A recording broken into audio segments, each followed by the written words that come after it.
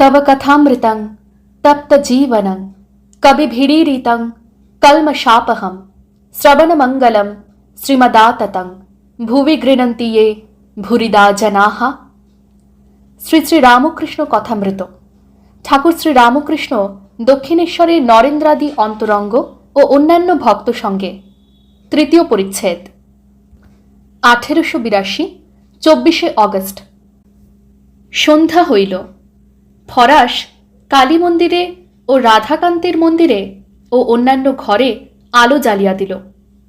ঠাকুর ছোট খাটটিতে বসিয়া জগন্মাতার চিন্তা ও তৎপরে ঈশ্বরের নাম করিতেছেন। ঘরে ধুনো দেওয়া হইয়াছে। এক পার্শ্বে একটি পিল সুজে প্রদীপ জ্বলিতেছে। কিয়ৎক্ষণ পরে শাঁখ ঘণ্টা বাজিয়া উঠিল। কালীবাড়িতে আরতি হইতেছে। শুক্লা দশমী তিথি, চতুর্দিকে চাঁদের আলো। আরতির কিয়ৎক্ষণ পরে শ্রীরামকৃষ্ণ ছোট খাটটিতে বসিয়া মণির সহিত একাকী নানা বিষয়ে কথা কহিতেছেন। মণি মেঝেতে বসিয়া। শ্রীরামকৃষ্ণ মণির প্রতি: নিষ্কাম কর্ম করবে। ঈশ্বর বিদ্যাসাগর যে কর্ম করে সে ভালো কাজ। নিষ্কাম কর্ম করবার চেষ্টা করে। মণি: আজ্ঞে হ্যাঁ। আচ্ছা, যেখানে কর্ম সেখানে কি ঈশ্বর পাওয়া যায়? রাম আর কাম কি একসঙ্গে হয়? হিন্দিতে একটা কথা সেদিন পড়লাম, যাহা রাম তাহা নাহি কাম, যাহা কাম তাহা নাহি রাম। শ্রীরামকৃষ্ণ: কর্ম সকলেই করে, তার নাম গুণগান করা এও কর্ম। সোহংবাদীদের আমিই সেই, এই চিন্তাও কর্ম। নিঃশ্বাস ফেলা এও কর্ম। কর্ম ত্যাগ করবার জো নাই। তাই কর্ম করবে, কিন্তু ফল ঈশ্বরে সমর্পণ করবে। মণি: আগে যাতে অর্থ বেশি হয় এ চেষ্টা কি করতে পারি?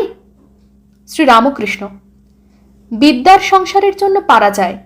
বেশি উপায়ের চেষ্টা করবে, কিন্তু সৎ উপায়। উপার্জন করা উদ্দেশ্য নয়, ঈশ্বরের সেবা করাই উদ্দেশ্য।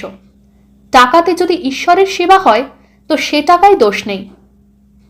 মণি: আগে পরিবারদের উপর কর্তব্য কতদিন?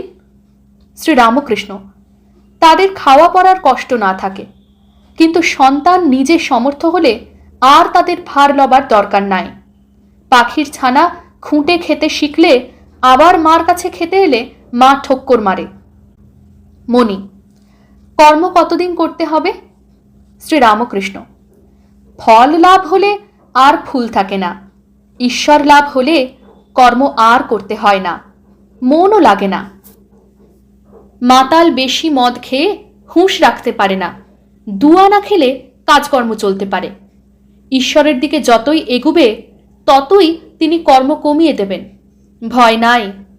গৃহস্থের বউ অন্তঃসত্ত্বা হলে শাশুড়ি ক্রমে ক্রমে কর্ম কমিয়ে দেয়।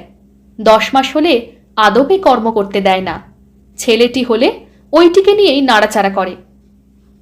যে কটা কর্ম আছে সে কটা শেষ হয়ে গেলেই নিশ্চিন্ত। গৃহিণী বাড়ির রাঁধা বাড়া আর বাকি কাজকর্ম সেরে যখন নাইতে গেল তখন আর ফেরে না। তখন ডাকাডাকি করলেও আর আসবে না। মণি: আগে ঈশ্বর লাভ এর মানে কি? আর ঈশ্বর দর্শনই বা কাকে বলে? আর কেমন করে হয়? শ্রীরামকৃষ্ণ: বৈষ্ণবরা বলে যে ঈশ্বরের পথে যারা যাচ্ছে আর যারা তাকে লাভ করেছে তাদের থাক থাক আছে।